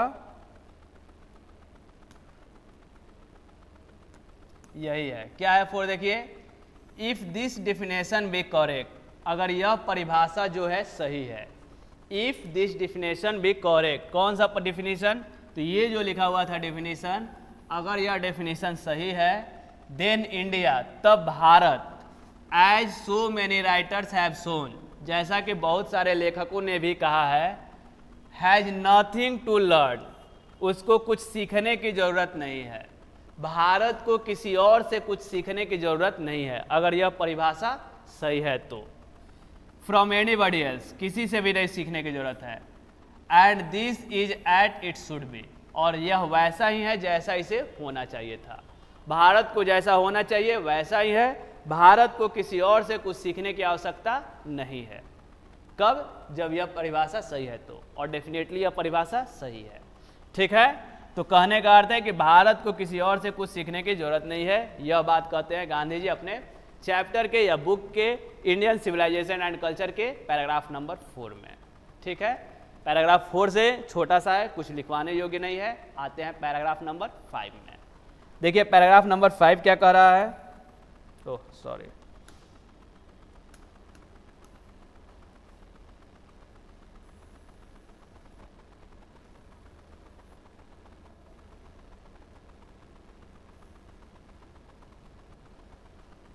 पैराग्राफ नंबर 5 आपका यहाँ पे है, दिख रहा है, इसी को समझाते हैं। पैराग्राफ नंबर 5 क्या कर रहा है, वी नोटिस, हमने नोटिस किया है, क्या नोटिस किया है, दैट कि the mind is a restless bird, मन जो है अशांत पक्षी है, the mind is a restless bird, मन एक अशांत पक्षी है, the more it gets the more it wants, जितना ज़्यादा यह पाता है उतना ज़्यादा डिमांड करता है।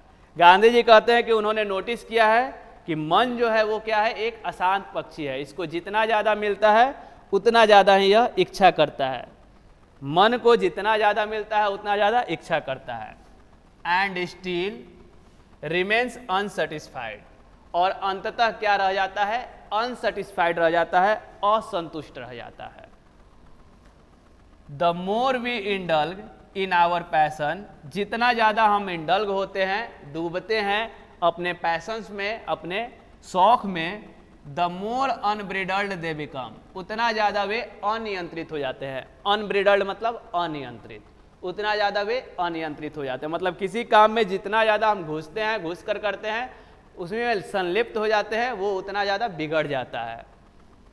आवर एंसेस्टर्स देयरफॉर, हमारे पूर्वजों ने इसीलिए set a limit to our indulgences, किसी काम में डूबने का, लिप्त रहने का एक लिमिट बना दिया था, एक लिमिट सेट कर दिया था।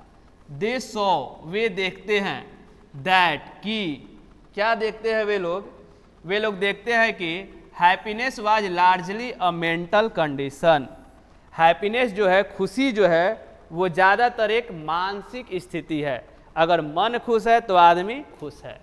ठीक है, वे लोग क्या देखते हैं कि मन के खुशी को ही वास्तविक खुशी माना गया है, मानसिक खुशी को ही वास्तविक खुशी माना गया है। ठीक है, एक बार फिर से देख लेते हैं। अच्छा पैराग्राफ था, पैराग्राफ नंबर 5 समझने वाला है। सबसे बेहतरीन इसका लाइन क्या है कि मन एक अशांत पक्षी है। We notice that mind is a restless bird, मन एक अशांत पक्षी है, जितना ज़्यादा यह पाता है, the more it gets the more it wants, उतना ज़्यादा यह मांगता भी है, जितना ज़्यादा मिलेगा मन को उतना ज़्यादा वो डिमांड भी करेगा, एंड स्टिल रिमेन्स अनसेटिस्फाइड, और अंततः असंतुष्ट रह जाएगा। मतलब गांधी जी के अनुसार मन पे आप कंट्रोल कीजिए, मन को नियंत्रित कीजिए। गांधी जी कहते हैं कि मन एक अशांत पक्षी है, जितना ज़्यादा उसको मिलेगा उतना ज़्यादा वो डिमांड भी करेगा और अंततः असंतुष्ट रह जाएगा। और क्या कहते हैं कि जितना ज़्यादा आप डूबे रहिएगा किसी पैशन में, उतना ज़्यादा वो पैशन क्या होगा, खराब होते जाएगा। जितना किसी चीज़ में ज़्यादा संलिप्त होइएगा उतना ज़्यादा वो हाथ से निकल जाएगा। इसीलिए आवर एंसेस्टर्स, हमारे पूर्वजों ने एक लिमिट सेट किया है किसी काम में डूबने का या किसी चीज़ में डूबने का, इंडल्ग रहने का। वे लोग देखते हैं कि हैप्पीनेस क्या है, खुशी क्या है, मानसिक स्थिति है, मेंटल कंडीशन है। बात समझ में आया? तो ये सब बनने वाला है आपका ऑब्जेक्टिव। ये 5 नंबर पैरा जो है मेरे अकॉर्डिंग इस चैप्टर का सबसे बेहतरीन पैरा है। गांधी जी कहते हैं, क्या कहते हैं जी, कि मन जो है एक अशांत पक्षी है।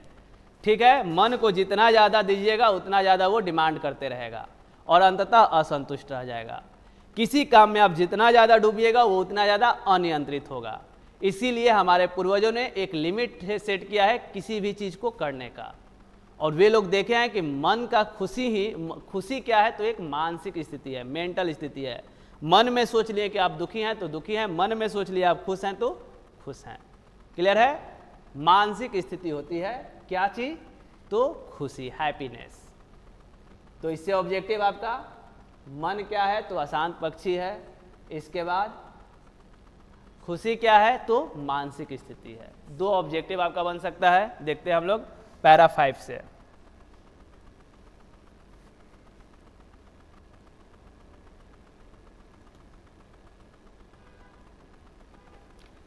सॉरी, पैरा 5 ही है आपका।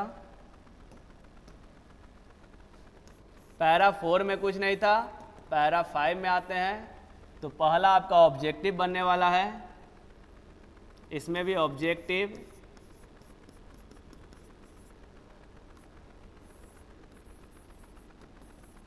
माइंड इज आप समझ गए होंगे क्या होगा। दूसरा, हैप्पीनेस इज लार्जली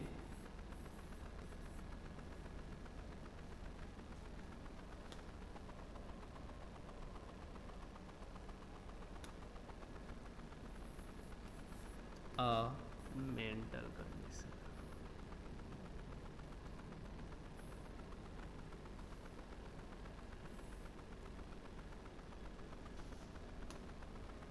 तो देखिए पहला में क्या लिखेगा, माइंड क्या है, रेस्टलेस बर्ड है, अशांत पक्षी है। और हैप्पीनेस क्या है, लार्जली मेंटल कंडीशन है, मेंटल, मानसिक, TAL।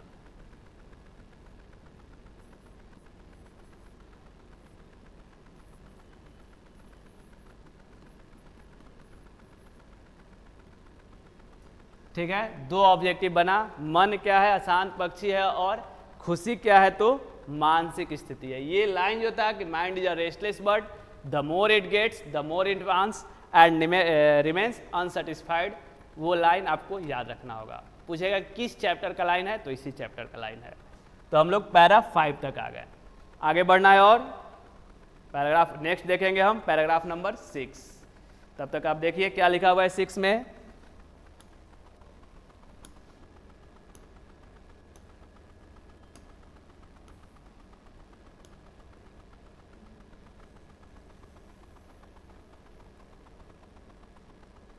हाँ, 6 पैरा थोड़ा बड़ा है, बेहतरीन है।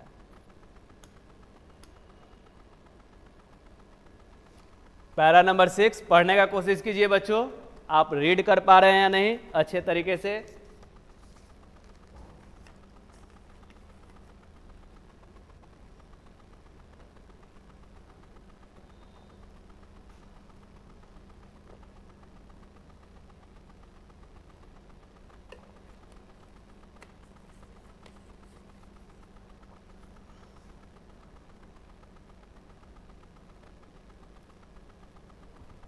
देखिए पैरा 6 हम लोग समझते हैं। पैरा 6 क्या है? ये जो आपका चैप्टर है Indian civilisation and culture Gandhi ji का, उस पार्ट के पैराग्राफ नंबर 6 में कहा गया है, a man is not necessarily happy because he is rich. यह जरूरी नहीं कि आदमी खुश है क्योंकि वह क्या है, रिच है, धनी है। आदमी धनी है इसलिए खुश है, ऐसा कोई जरूरत नहीं है। और unhappy because he is poor, और वो अनहैप्पी है, नाखुश है क्योंकि वो क्या है, तो गरीब है। ऐसा कोई जरूरी नहीं है। The rich are often seen to be unhappy. Rich लोग ही अक्सर देखे जाते हैं अनहैप्पी, मतलब अमीर आदमी ही हमेशा नाखुश देखा जाता है। The poor to be happy, और गरीब लोग जो होते हैं वो हैप्पी होते हैं।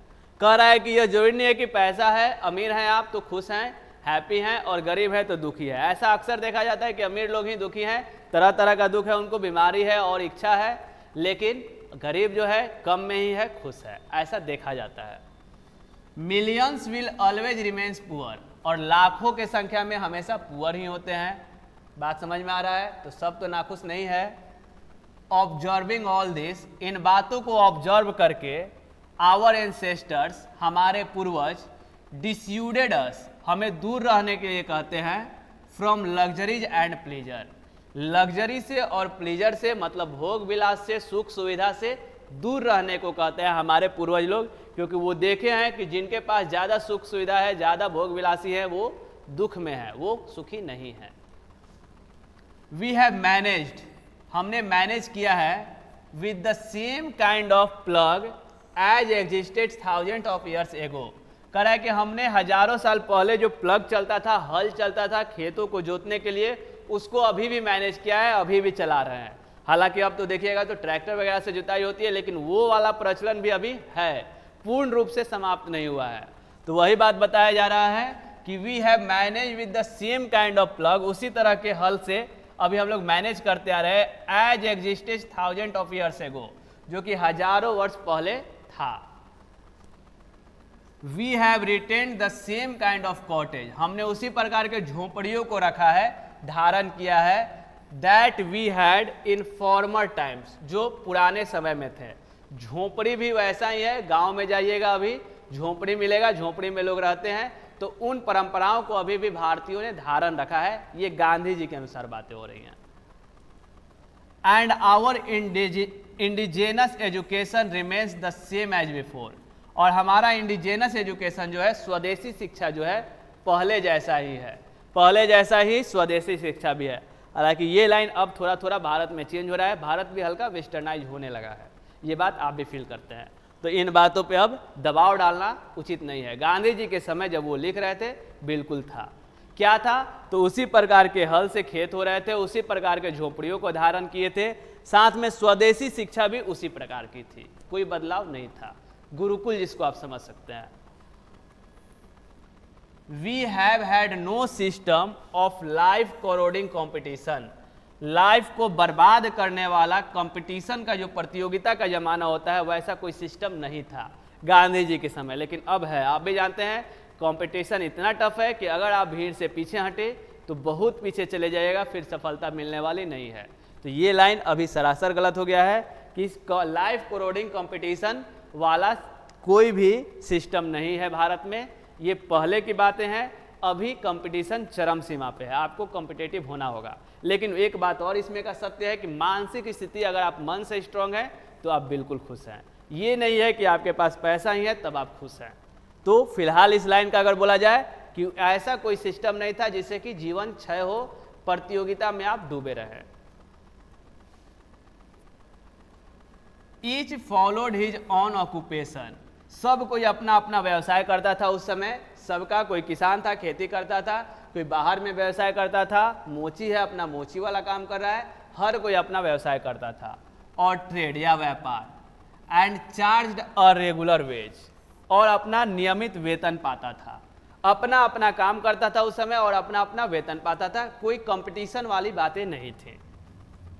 It was not that we did not know how to invent machinery, ऐसी बात नहीं है या ऐसी बात नहीं थी कि हम लोग मशीन का आविष्कार करना नहीं जानते थे, ऐसी बात नहीं है। इट वॉज नॉट, नहीं है, दैट कि वी डिड नॉट नो, हम लोग नहीं जानते थे, how to invent machinery, machine का कैसे आविष्कार किया जाए।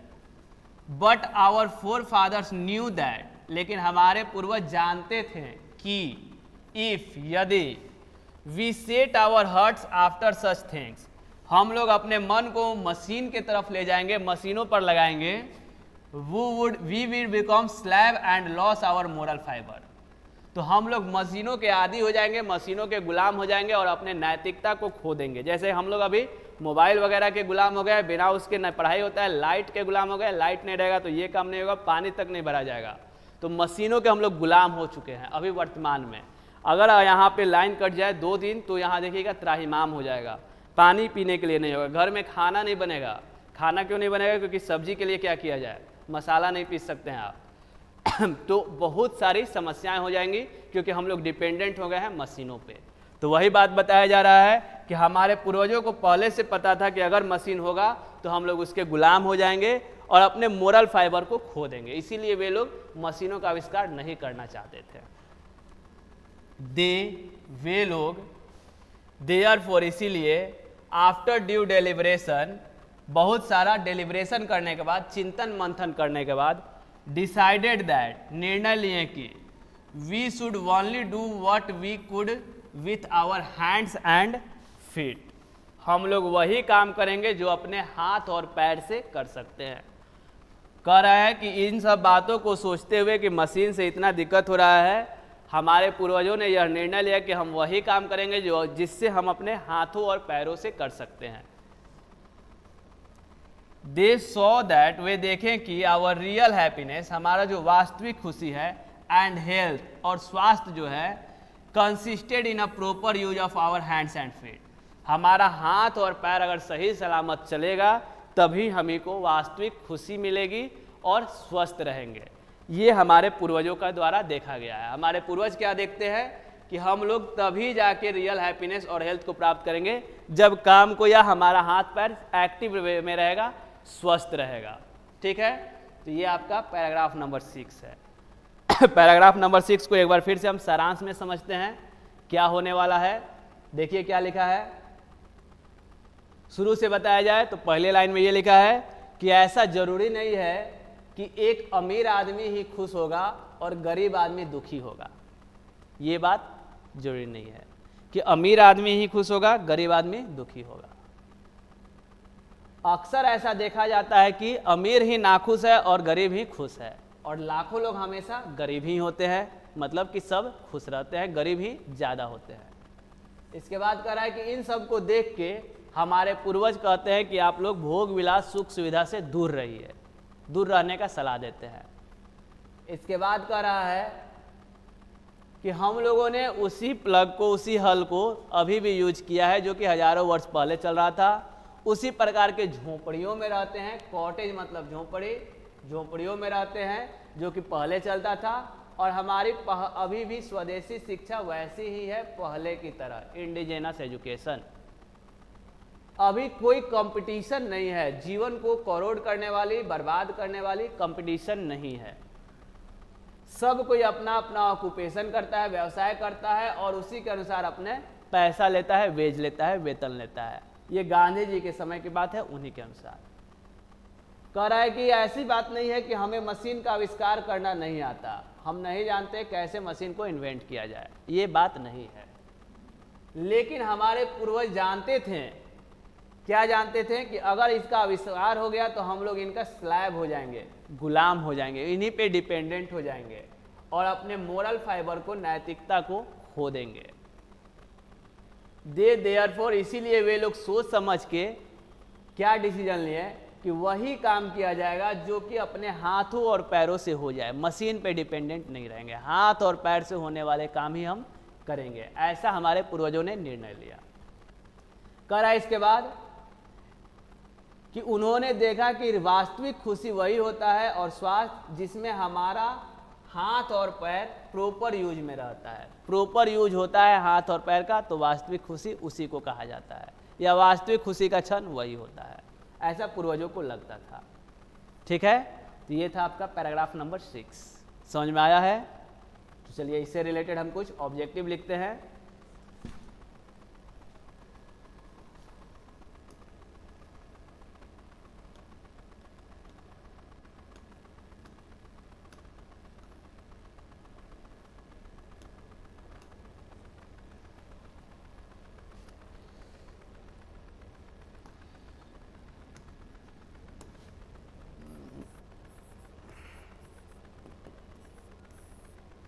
पैराग्राफ 6 में अगर देखा जाए तो पहला क्वेश्चन क्या बनेगा कि हमारे एंसेस्टर हमें क्यों लग्जरी से दूर रहने की सलाह देते हैं। लग्जरीज और प्लेजर से दूर रहने की क्यों सलाह देते हैं? तो देखिए हमारा पहला क्वेश्चन क्या बन रहा है।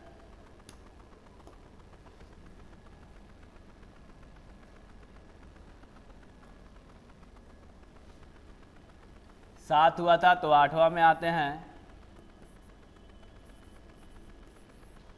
Why did our ancestor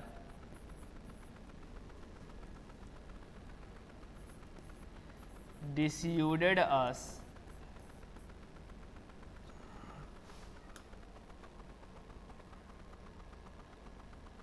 UAD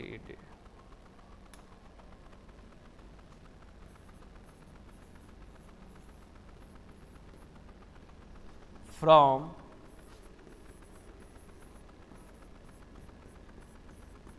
luxuries and pleasure। तो देखिए पहला क्वेश्चन यही बनेगा कि हमारे पूर्वज हमें लग्जरी और प्लेजर से दूर क्यों रखते हैं। तो इसका आंसर अभी आपको समझाए हैं कि उन्होंने क्या देखा कि खुशी जो होती है मानसिक स्थिति होती है। ऐसा नहीं है कि अमीर लोग जो होते हैं वो बहुत ज़्यादा खुश और गरीब लोग दुखी होते हैं। उन्होंने क्या देखा कि गरीब ही खुशी है और अमीर ही दुखी है, इसीलिए वो कहते हैं कि आप लोग दूर रहिए लग्जरीज और प्लीजर से। तो इसका आंसर क्या लिखिएगा आप?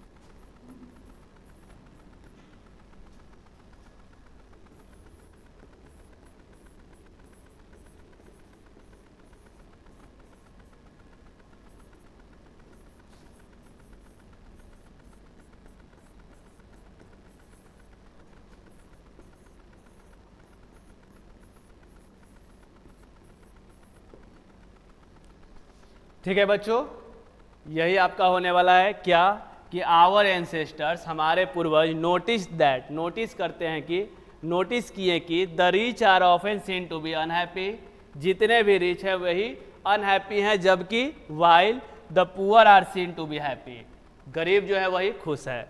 देयरफॉर इसीलिए दे डिस्यूडेड अस, हम लोग को डिस्यूड किए, दूर किए from luxuries and pleasure, luxury और प्लेजर से। तो इस क्वेश्चन का यही आंसर हुआ, लग्जरी और प्लेजर सुख सुविधा भोग विलास से हमें क्यों दूर रखा गया पूर्वजों के द्वारा। और भी क्वेश्चन अगर बनना होगा तो आपका क्या बनेगा?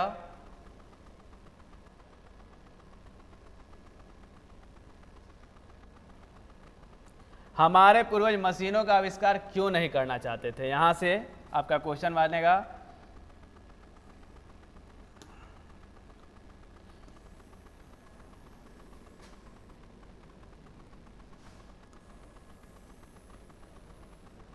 हमारे पूर्वज मशीनों का आविष्कार क्यों नहीं करना चाहते थे? क्योंकि उनको पता था कि ऐसे चीज़ों का आविष्कार होगा तो हम लोग उसके गुलाम बन जाएंगे और नैतिकता को लॉस कर देंगे, खो देंगे। तो अगला क्वेश्चन देखते हैं हम, पैरा 6 ही रहेगा, क्वेश्चन नंबर 9 हो जाएगा।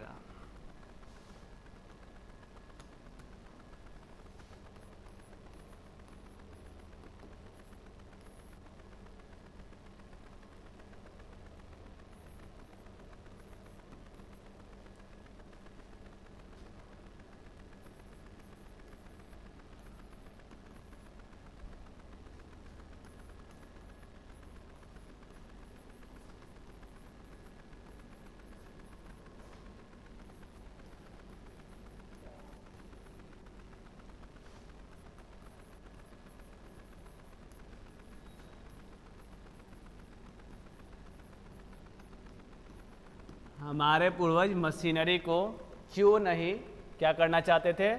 शुरू करना चाहते थे या बनाना चाहते थे, इन्वेंट करना चाहते थे।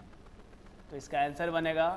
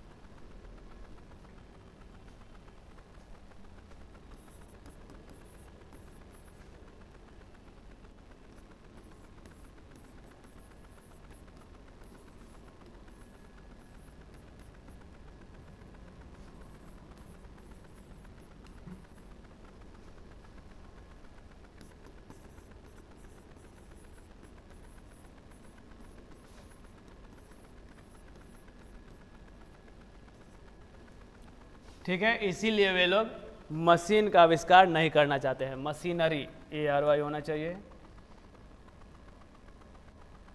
ERY सही लिखा है। ठीक है, मशीनरी का आविष्कार इसीलिए नहीं चाहते थे क्योंकि वे जानते थे कि मशीन का आविष्कार करने पे हम लोग उसका गुलाम हो जाएंगे। स्लैव मतलब गुलाम, और लॉस आवर मोरालिटी मतलब नैतिकता को खो देंगे। क्लियर है यहाँ तक? और भी अगर कोई क्वेश्चन बनता है तो देखते हैं हम। बस यही क्वेश्चन बना, 2 क्वेश्चन बना पैराग्राफ नंबर 6 से। तो उम्मीद करते हैं आपको 6 पैराग्राफ तक अच्छे से समझ में आया होगा। आ गया है 1 से लेकर 6 पैराग्राफ तक डिटेल्स एक्सप्लेनेशन किया गया आपका। साथ में जितने भी ऑब्जेक्टिव या क्वेश्चन बन सकते थे उसे भी लिखवाया गया है। लेखक के बारे में मतलब गांधी जी के बारे में भी बताया गया है। यह वीडियो 12 के बच्चों के लिए बहुत ही लाभकारी है। अगर यह वीडियो आप लोगों को अच्छा लगा है तो इसे लोगों में शेयर कीजिए, सभी को बताइए कि इसे देखें और लाभ उठाएं। ठीक है बच्चों, तो आज के लिए क्लास को इतना ही रोकेंगे। अगले जब इसके पार्ट को बनाएंगे हम तो बाकी के बातों को एक्सप्लेन किया जाएगा। पैराग्राफ नंबर 6 तक हो गया है, 7 से अगले वीडियो में आपको बताया जाएगा। क्लियर है? तो आज इतना पे ही रोकते हैं। थैंक यू वेरी मच, धन्यवाद। जय हिंद, जय बिहार दोस्तों।